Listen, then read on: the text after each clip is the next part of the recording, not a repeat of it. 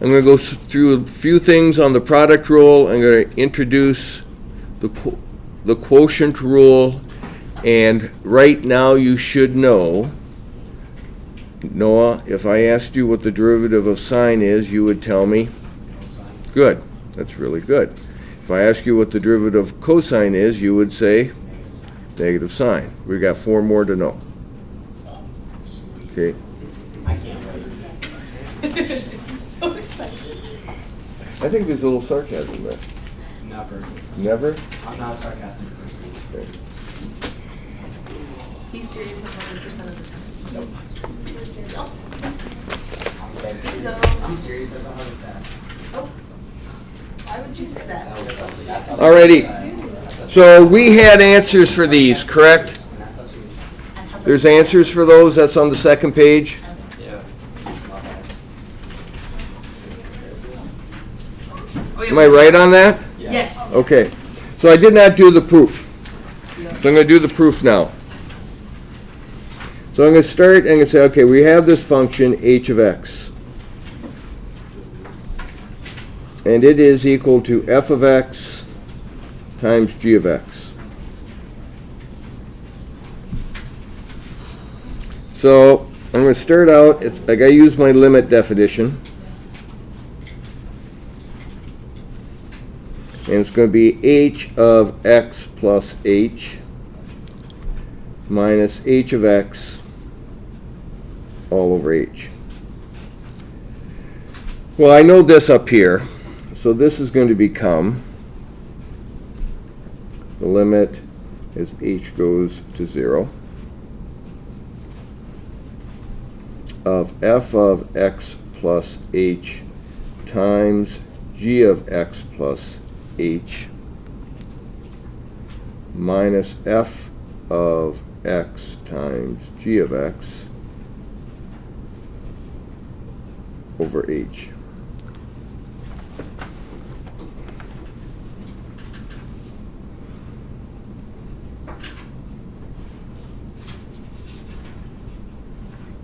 Now, over here, I'm going to do this. Oops.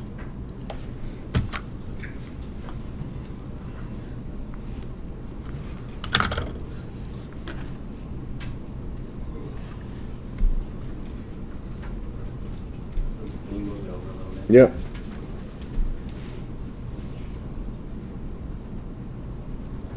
Okay, and I'm going to put this inside here.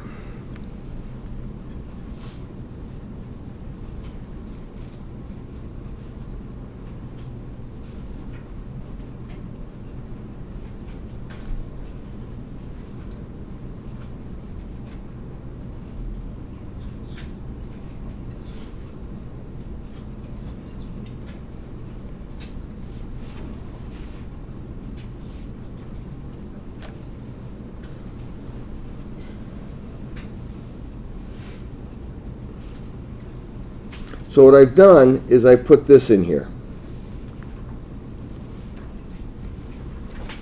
What is that? It's 0, right? They're just opposites, correct?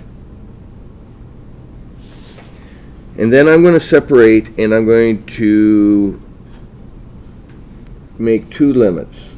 I'm going to take the limit as h goes to 0, and I'm going to have f of x plus h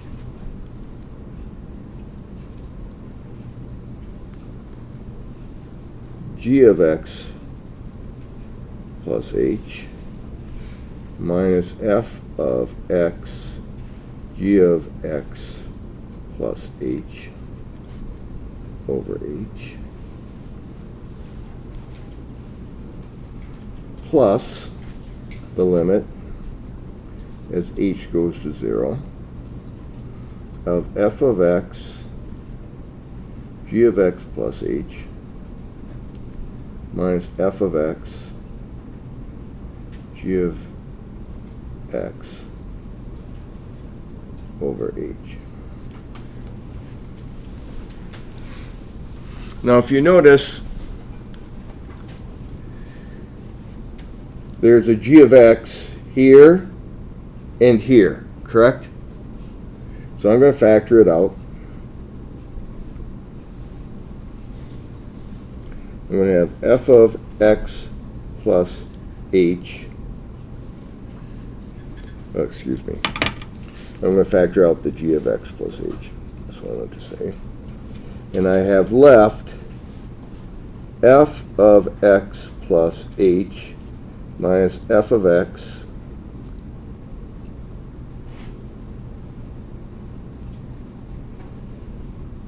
over h.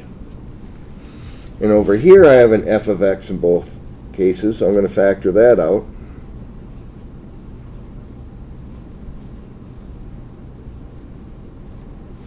And I have g of x plus h minus g of x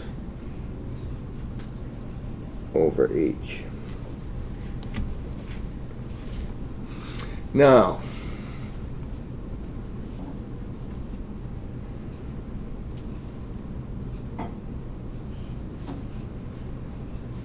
right between, in blue, next to Lucy, okay?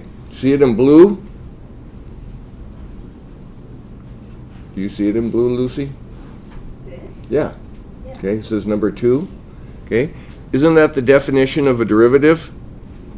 Do you see it up here? Isn't it right here? So if I plug 0 into h here, I'm going to get g of x, correct? If I do this limit here, that's the definition of the derivative of f, correct? So this is going to be equal to, over here, g of x times the derivative of f. So this is f prime of x. If I come over here, I'm going to get f of x here. Well, if this is the derivative of f, what's this?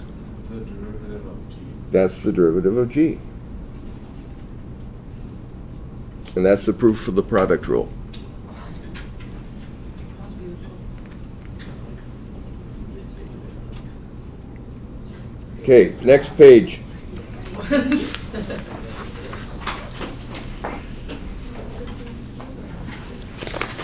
Okay, the quotient rule. What I'm going to do is I'm going to show the quotient rule and I'm going to prove it tomorrow. Okay? And the quotient rule says, all right, you have a function that's made up of 2 derivatives that are being divided, where the bottom one is not equal to 0.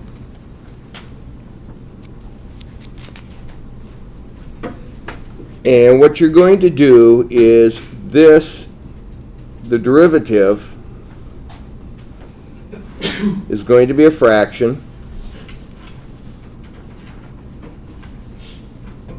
The function on the bottom is going to get squared. And then you're going to take that function, multiply by the derivative of the numerator, which in this case is f, minus f times the derivative of g. Now, I was talking to 2 students that were in Calc last year, and I said, you know what, I just realized something. You guys remember how you learned your multiplication facts? Okay, in other words, 5 times 6 can be looked at as 5 plus 5 plus 5 plus 5 plus 5, right? Or 6 plus 6 plus 6 plus 6 plus 6, correct? And that multiplication is just repeated addition, correct? So if you take a look, so if I have the product rule, I have addition. Because this top looks pretty similar to this, correct? except I'm subtracting. Well, division, I don't know if do they teach you even long division anymore? Yeah. Okay. So if I have long division and I'm taking 5 into 13, well, that 2 really means the number of times I can subtract 5 from 13, correct? In other words, I can take 13 minus 5, get 8, minus 5, and I get 3. So division is really repeated subtraction, because you're subtracting all the time, correct? So since we have the quotient rule, and it means division, you're going to have subtraction on top. Okay? All right, so let me do example 1 here. So this is G, this is F. So the derivative, I always start at the denominator, and I never multiply that out. The answer key may have it multiplied out as like x to the 4th plus 2x squared plus 1, but it's a task you don't want to do, because down the road you're going to want to factor it, and it's already factored. Has everybody got that? Then I'm going to rewrite it right away, because there's my G up here that I have. And then I'm going to multiply it by the derivative of F. Kendall, what's the derivative of 5x minus 2? It would be 5. 5. Minus, now I'm going to write that 5x minus 2. And I'm going to multiply it by the derivative of G. And Kendall, what's the derivative of x squared plus 1? 2x. 2x times 2x. Now I'm going to simplify the numerator. Down here I got x squared plus 1 squared. Up here I'll have 5x squared plus 5 minus 10x squared plus 4x. Does that look correct?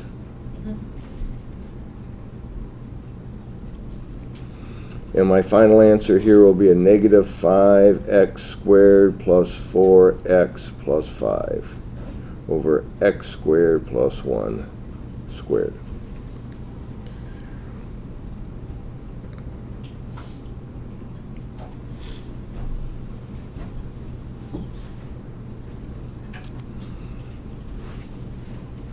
Number 2, I'm going to get rid of this fraction here.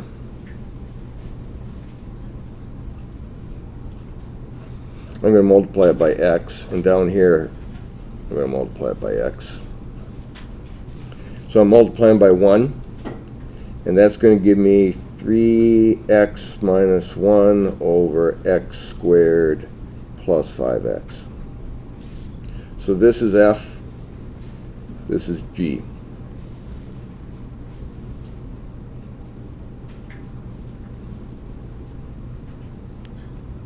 Yes? You okay? Yep. Okay. Is G always on the denominator? What? Is F always on the numerator and G the denominator? Yeah, because that's kind of the form I have right here. Okay. You're going to have something, you're always going to have a rational expression when you use the quotient rule. So my derivative dy dx is going to be x squared plus 5, that quantity x, that quantity squared,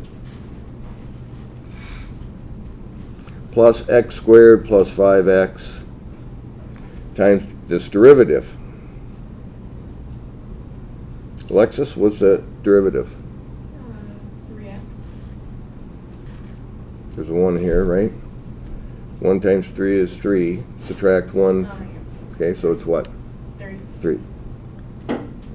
Minus 3x minus 1 times the derivative of x squared plus 5x. Eva, what's the derivative of this? 2x plus 5. Perfect. All right, so now Down here I have x squared plus 5x squared.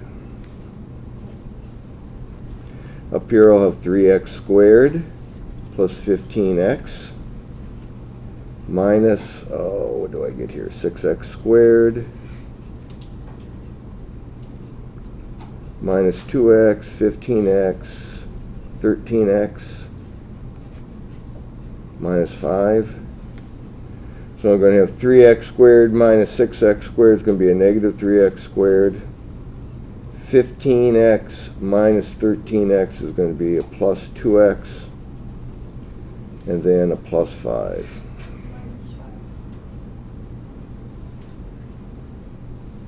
5. I think I'm subtracting, so I think it's become plus.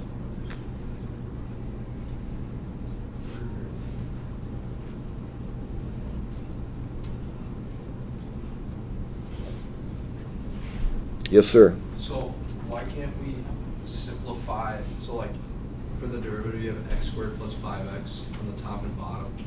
Are you not able to simplify that? No, because you're subtracting something from it. Okay. That's why. It's like this. It's a good question. It's like if I have 8 here and I have 16 minus 1. I can't do that, can I? No. And that's what you're attempting to do if you're doing that. Because really, when you have something in the numerator, or even in the denominator, there's really parentheses around it, and you have to do that first. Does that explain that? Yeah. Okay. Okay, next page.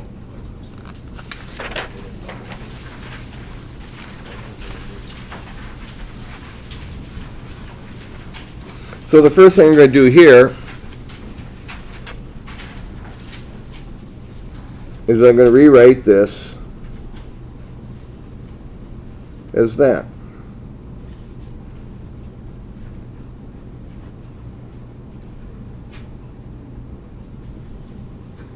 So now I'm going to apply the quotient rule. Lily, what will be on the bottom?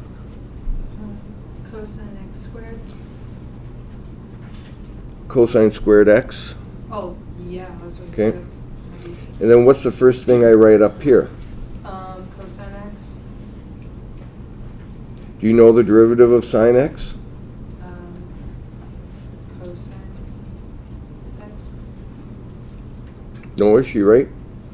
I believe so. Yeah. Okay. Minus sine x, Lily, times the derivative of cosine, which is what? Negative sine x. Negative sine x. So now I have cosine squared x minus a negative, so that's going to be a positive, sine squared x over cosine squared x. Lily, what's cosine squared x plus sine squared x? 1. 1. And what is 1 over cosine squared x equal to? Secant. But. Secant squared x? Yep. So if you have a function that's equal to the tangent of x, its derivative is the secant squared x. This was the proof.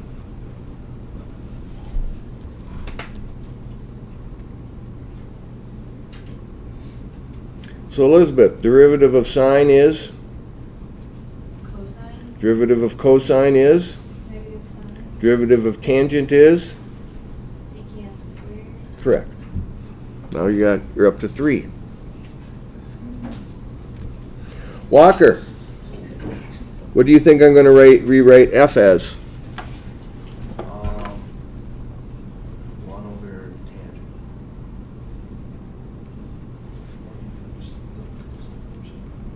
Did you say cosine x over sine x? Yeah. Yeah, perfect.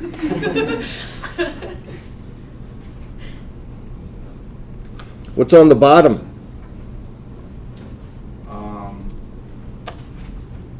Sine squared x. So now I have sine of x times, what's the derivative of cosine?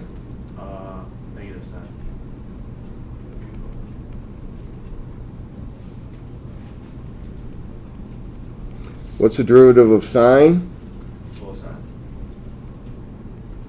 So here I have negative sine squared x minus cosine squared x over sine squared x. Do you know what this is? Is that -1? Yeah, it's a negative 1. You know what this is? Is that negative cosecant squared? Yeah, negative cosecant squared. So, if f is equal to the derivative of cotangent, its derivative is negative cosecant squared.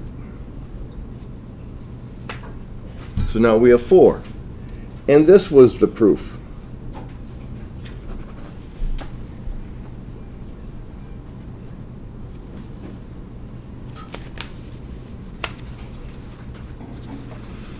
Austin, I'm going to rewrite this. How do you think I'll rewrite it? Cosine? 1 over cosine? Yeah.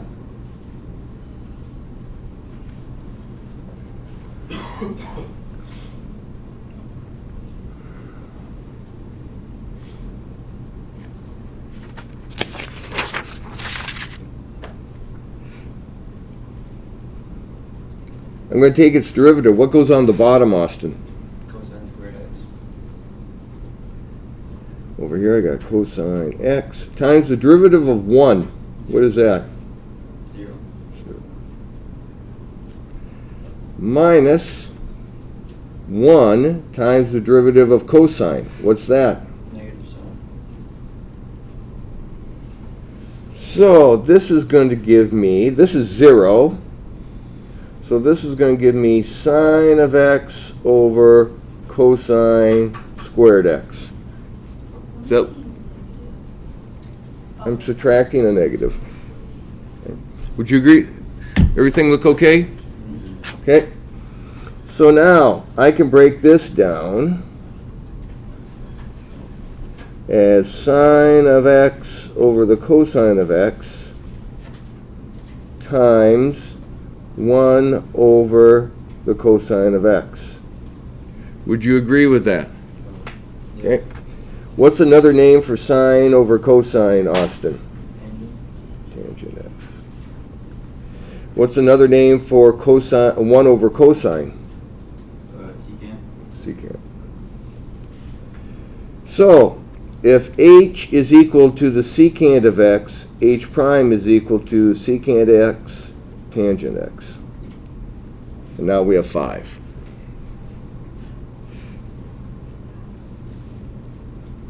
This was the proof.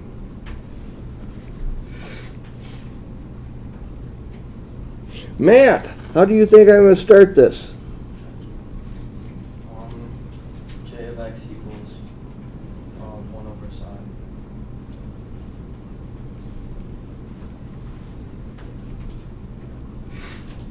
So what's on the bottom? Sine x squared or sine squared of x. So then I'm going to write this times the derivative of 1. What's the derivative of 1? 0. Minus 1 times the derivative of sine. What is that? Cosine. So now that gives me negative cosine x over sine squared x. Would you agree? Oops, the derivative. Would you agree? Yeah. Okay. So the derivative now can be written as negative cosine x over sine x times 1 over sine x. Would you agree with that? What's this? Negative cotangent x times cosecant x. So they usually write it this, negative cosecant x, cotangent x. They usually write it that way.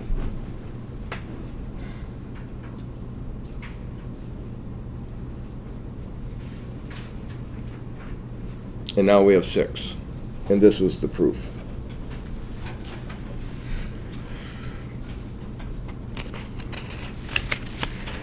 Next page.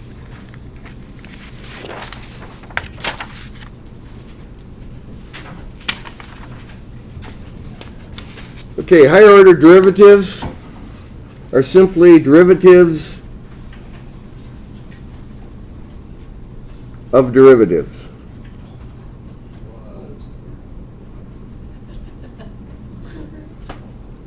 Yes? I don't have it on the page. What? How did that happen?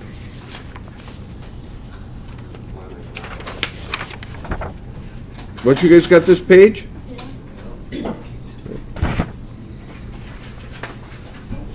So, here's the first derivative. Here's the second derivative. Here's the third derivative. Here's the fourth derivative.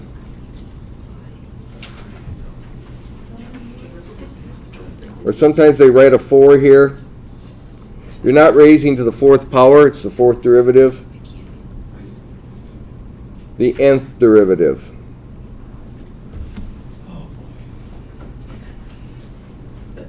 Such as this. F of x equals x cubed. The first derivative 3x. Ava would be what? 3x squared. Perfect. The second derivative would be what, Ren? 6x. The third derivative, Cody, would be what? The fourth derivative, Brant, would be what? What? The sixth derivative. The seventh derivative. 0.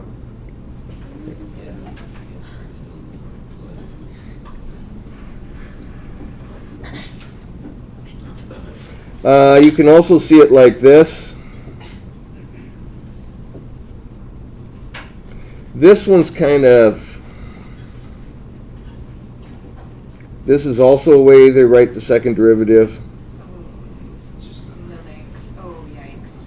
Yeah, I know, it scares Yeah, people. that needs some rewording. And you see it a lot, unfortunately. Oh, you're joking. No, Oh, you're not tricking me. no.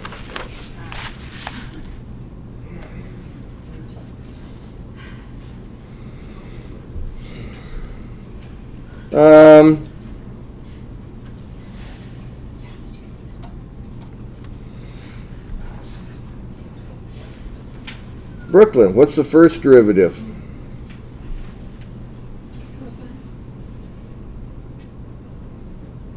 Perfect. What's the second derivative? Negative sign. Perfect. What's the third derivative?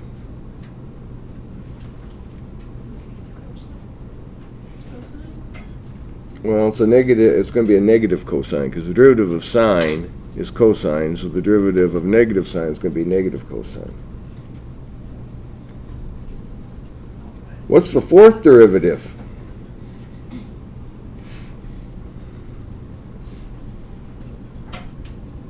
Well, what's the derivative of cosine?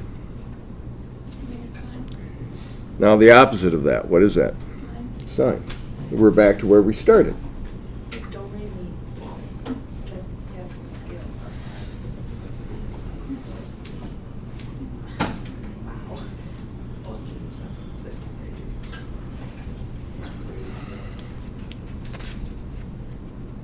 Noah, what's the first derivative?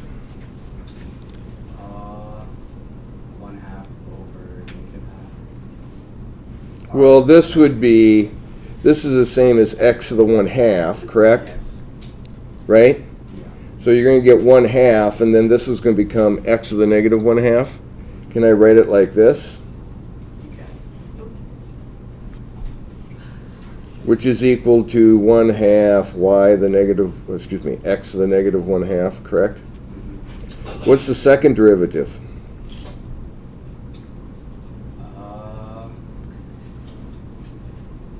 You can use this one. would be negative 1/4 x minus 3 over 2. 3 over 2. Right? Yep. What's the third derivative? Remember, this is negative, correct? Yep. Would it be 1/8 oh 3? Oh man, I'm struggling right now. Call on a friend. Maybe your Like, friend you will- help me? No, not me. No, not me. That's not what Like, I you meant. No. What? Isn't this a negative 1/4 x to the Yeah, negative so- 3 halves? yep, so he was right with the 3/8, and then it's gonna be x to the 5 halves. Oh my gosh. The fourth derivative. Aren't there powers in Yeah, now when we put them in the denominator, they become positive. Oh. Oh, of course. I think I'm gonna need some more help. No, not really. What do you think, Travis? Yeah. Remember, it's 3/8 x to the negative 5 halves, right? Yeah, so it's negative 15/16. Negative 15/16 x to the what? Paper down. Negative 7 halves. Negative 7 halves, or x to the 7 halves power? Perfect. Perfect. Beauteous. So it's the only polynomial that eventually dies, isn't it? The rest of them hang around. Yeah, which is no fun. Alrighty. So I'm going to teach you some physics. Oh, brother. Okay? Some Newtonian physics. There was a guy long time ago, supposedly had an apple fall on his head. He says, "Oh my gosh, I'm going to create calculus." I'm sure that's exactly what happened too. Wow, that was really rude. Nope, I've been hit on the head a lot. By apples.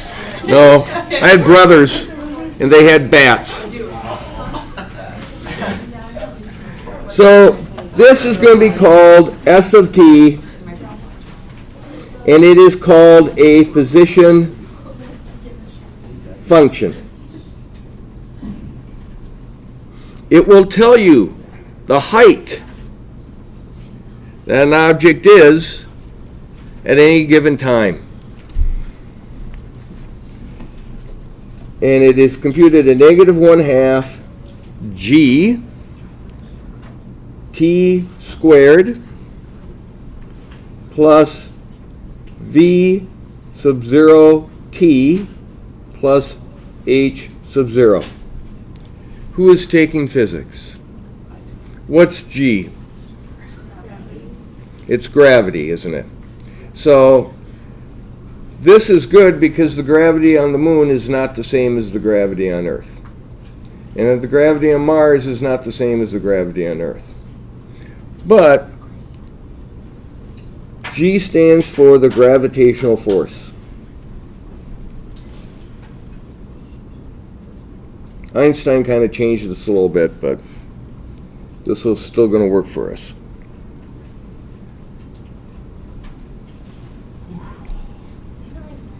So,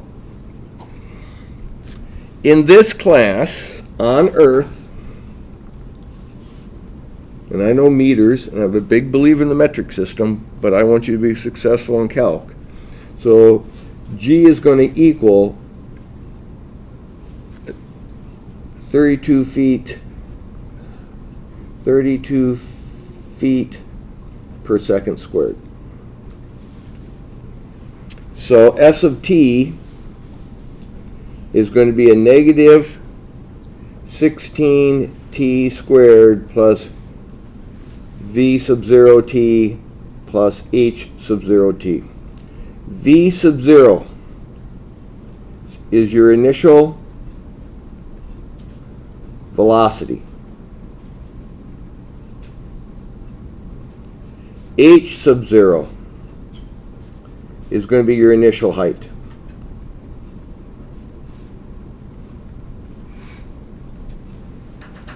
So, if I do this, it fell, correct? So, this is about 3 feet. My initial height was 3 feet. My initial velocity was 0. Okay? Simply because it was dropped. If I do this, I have an initial velocity that's positive because it went up. And eventually the gravitational force takes over and brings it down, correct? So the time it took to travel would be greater than when I just dropped it, correct? If I throw it down, the initial velocity is negative. And it gets to the floor quicker. Is that making sense? All right.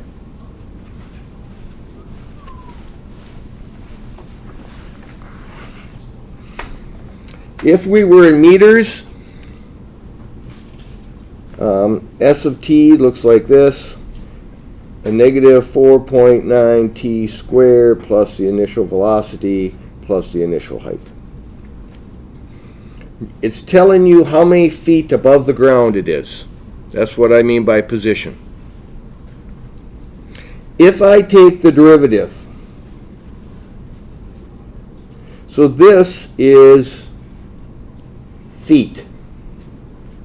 If I take the derivative, I'm going to get a negative 32t, excuse me, plus the initial height. What happened to the t? It's my variable. It has an exponent of 1. 1 times v sub 0 is v sub 0. When I subtract 1, I'll have t to the 0 power, which is 1. Is that making sense? This is a constant, and it dies. So now this is called, this will be in feet per second. This is velocity. So the derivative of a position function is velocity. And it's going to be, its units are going to be feet per second. Because the y values are feet and the x values are second. And so the slope of the tangent line is feet per second. Is that making sense? If I take the second derivative, that's like taking the first derivative of the velocity function, and we get something called acceleration, which in this case will be a negative 32 feet per second, excuse me, per second. Or what math people say, feet per second squared. That's acceleration.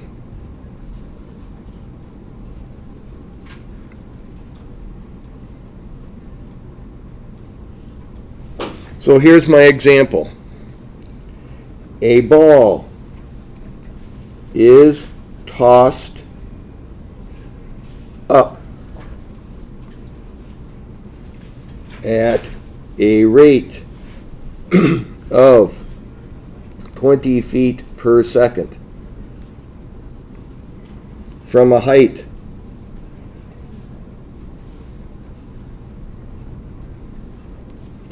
of 4 feet.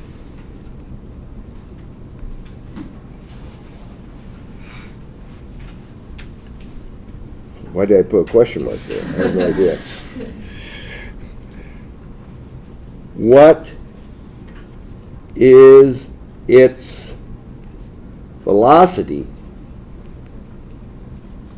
when it hits the ground?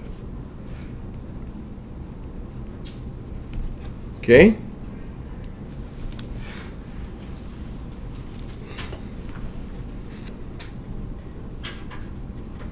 S of t. We always start with a negative 16t squared. The next thing is there an initial velocity? Yes. What is it? 20 feet per second. Is it positive? Remember, velocity could be positive or negative. Everybody agree with that? Is it positive or is it negative? Why? It's going up. Okay? Is there initial height? Yes. Okay, what is it? 4. 4 feet. So this gives you height, correct? Yes. What is its height when it hits the ground? Are you talking about? 0. Hmm? Why would that give you height? Because you put in 0. No. Why would it give me height? Yeah. It's starting out at 4 feet. This is a position function. When I put 0 into here, it's at 4, correct? When I put a 1 in here, this is a negative 16, this is 20, this is 4, I'm at 8 feet. Oh, the position at each time. Yeah, at each second, okay. So, what is its height when it hits the ground? 0. 0.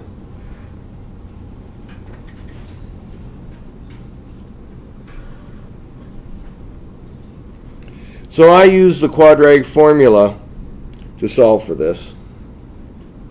And if the quadratic formula is going to be t is going to equal to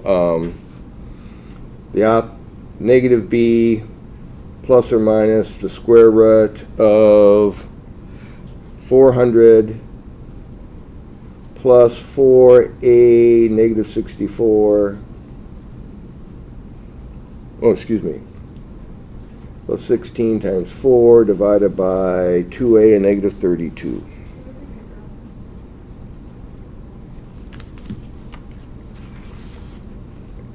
And I got two values. I got t to be a negative 1.75 and t to be 1.425. Which of those is correct? It's like first. Because when it hits the ground, it's going down, so it's negative. What's the second one? What does t stand for? The height. Time. Time.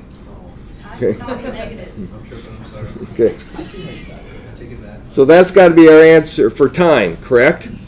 So it hits the ground at 1.425 seconds. I went back. Okay?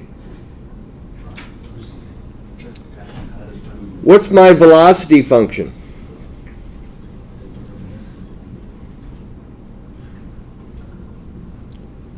What's my velocity function? Well, I have to take the derivative of the position function, correct? So what's the derivative of this? Negative 32t plus 20. Plus 20, correct?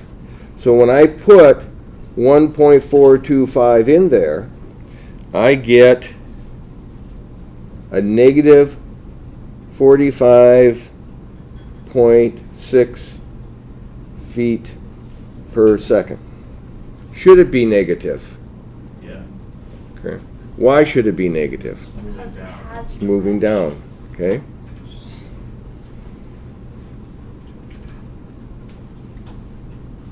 When did it get to its highest spot? That's a great question. What is its height? What is its height? And what time did it get to? How do you determine its height?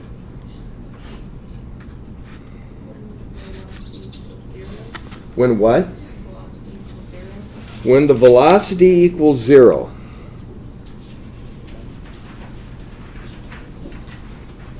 Why? So the ball's going like this, correct? Right? And this is the position, this is S of t, correct? At this turning around point where it reaches its highest point, it turns around, correct? And so it pauses briefly, doesn't it? So what was the velocity function? What is the derivative? Negative 32 plus 20. Negative 32t plus 20, right? So I make that equal to 0. And t is going to be 20 over 32. Would you agree? Which is 5 over 8. So this is a little bit more than a half a second. Would everybody agree with that? it's reaching, it's, how do I figure out what its height is then? Plug in 5 Into what? over 8 over the S of t, correct? So then I'm going to have a negative 16 times 5/8 squared plus 20 times 5/8 plus 4, right? Okay, that's 64. That's negative 4. 25 over a negative 4, I think. Plus 100 over 8. Plus 32 over 8. Negative 50 over 8. Let's just see how close I am. You guys are using your calculators. So I'm thinking it is 82 over 8. I'm saying it's 10.25 feet. That can't be right. Yeah, maybe it is. 32 to it without changing the denominator. Oh, wait. I just did it right. Am I right? 10.25 feet?